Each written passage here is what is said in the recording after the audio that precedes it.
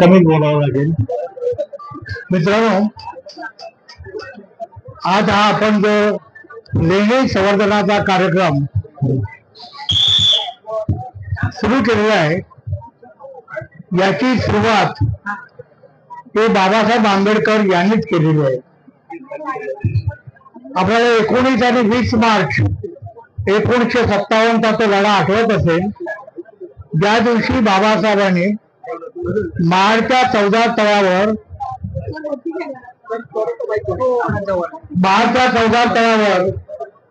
त्यांनी लढा उभारला. त्या लढ्याच्या नंतर आपल्याला माहित आहे की त्यानंतर बाबासाहेबांनी आपल्या सहकार्यांना कुठे घेऊन गेले होते, तर महाडच्या बाजूला ज्या लेण्या आहेत त्या लेण्या, कारण त्या लेण्या तेव्हा विद्रूप अवस्थेत होत्या. त्याचं विद्रूपीकरण करण्यात आलं होतं. तिथे शंकर होता, तिथे मारुती होता, तिथे हनुमान होता, तिथे कोण कोण सगळे होते. आणि त्यावेळी बाबासाहेबांनी त्या आपल्या सगळ्या कार्यकर्त्यांना जे उद्देशून भाषण केलंय ते आपल्या सगळ्यांना माहिती आहे. एक आश्चर्याची गोष्ट मी तुम्हाला सांगतोय की तुमच्यापैकी कुणाला माहीत असण्याची शक्यता नाही, ती म्हणजे देशाला जो पैसा मिळतो त्याला आपण टॅक्सेस म्हणतो, किंवा जो मिळतो तो सगळ्यात कुणामुळे मिळतो, तो इन्कम टॅक्स मुळे सरकारला पैसा मिळत नाही, सेल टॅक्स मध्ये मिळत नाही, तुमच्या रस्त्यावरच्या टॅक्सने मिळत नाही, किंवा कुठल्याही प्रकारचं सरकारचे जे येणाऱ्या मार्ग असतात त्या मार्गाने सरकारला मोठ्या प्रमाणात पैसा मिळत नाही. जर आपण एखादा बजेट जर आपण बारकाईनं पाहिलं आणि त्यामध्ये असेटचा भाग जर पाहिला, म्हणजे मिळकत किती असते, कुठून असते, कशी असते, याचा जर बारकाईनं अभ्यास केला तर तुमच्या असं लक्षात येईल की या देशाला सगळ्यात जास्त पैसा जो मिळतो तो या देशातल्या तथागत गौतम बुद्धांच्या विहार आहेत, जे लेणी आहेत, ज्या सगळ्या प्रकारच्या आहेत, यांना भेटण्यासाठी जो देशभरचे लोक येतात त्यांच्याकडून मोठ्या प्रमाणात पैसा मिळतो. सगळ्यात जास्त पैसा मिळतो तो या लोकांच्यावर मिळतो. हा कडे कुठल्याही बाजूला मिळत.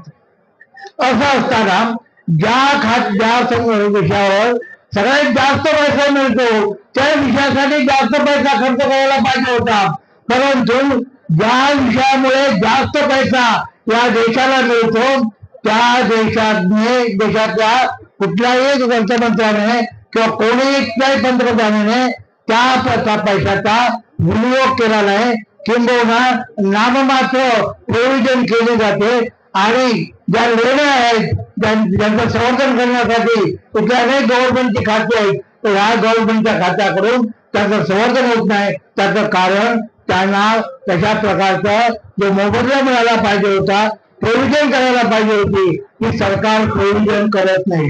त्यानंतर मी अत्यंत एक महत्वाचा मुद्दा आपल्याला सांगून राहणार आहे.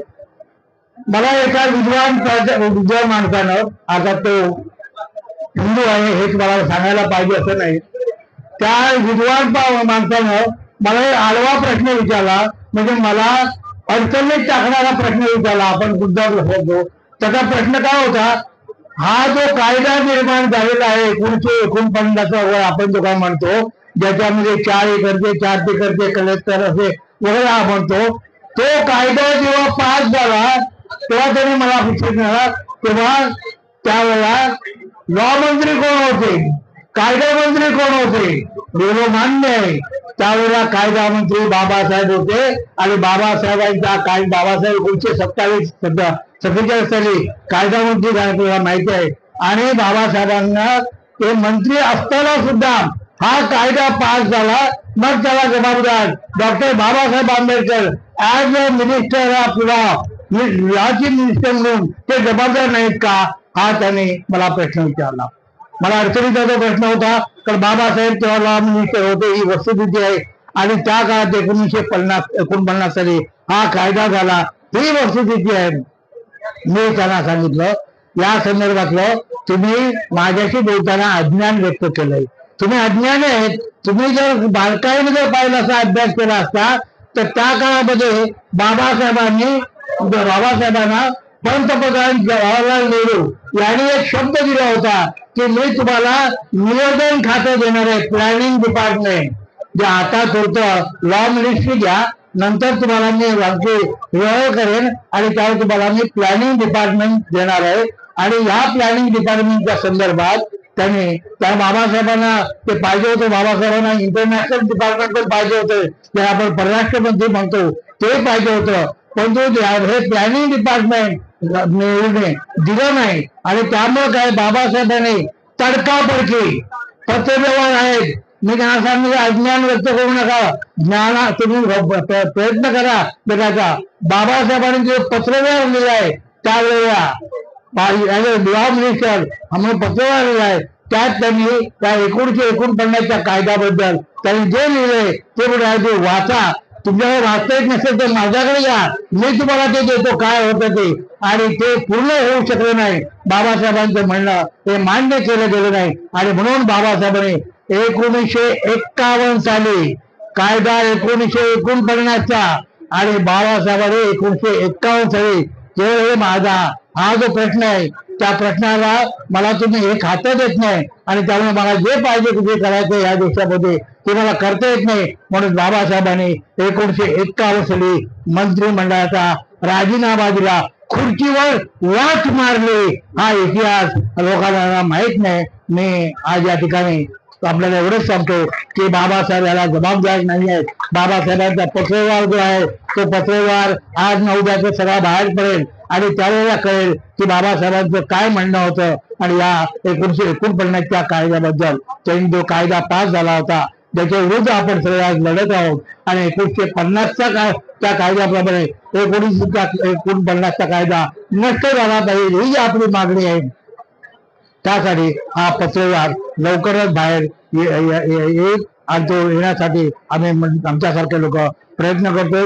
भीमराव आंबेडकर यांनी हा जो कार्यक्रम आणि घेतला आहे हा कार्यक्रम लेणी संवर्धनाचा कार्यक्रम बाबासाहेबांनी लेण्यांच्या बद्दल जी भाषणे केलेली आहेत ते भाषणं आपण पाहिलं तर बाबासाहेबांनी एक तथागत गौतम बुद्धाचे अनुयायी तर पहिल्या आयुष्याच्या सकाळपासूनच होते. ते काही नंतर बुद्धाकडे वळले नाही, त्या आयुष्याच्या सकाळीच ते बुद्धाकडे वळले आहेत हे आपल्याला माहिती आहे. आणि म्हणून हा जो सगळा ह्याचा प्रकार आहे त्याला आपण सगळ्यांनी सपोर्ट दिला पाहिजे, पाठिंबा दिला पाहिजे. मला चालता येत नाही तरी मी मुद्दाम तुमच्यामध्ये आलो त्याचं कारण मला तुमच्या बरोबर या चळवळीत राहायचं. चळवळ महत्वाची आहे आणि आपण जर चळवळ नाही केली तर आपल्याला कोणी काही देणार नाही. म्हणून ह्या चळवळीचे नेतृत्व जे भीमराव करत आहेत त्या नेतृत्वाला पाठिंबा देण्यासाठी आज या ठिकाणी मी आलोय. जय भीम, जय भीम.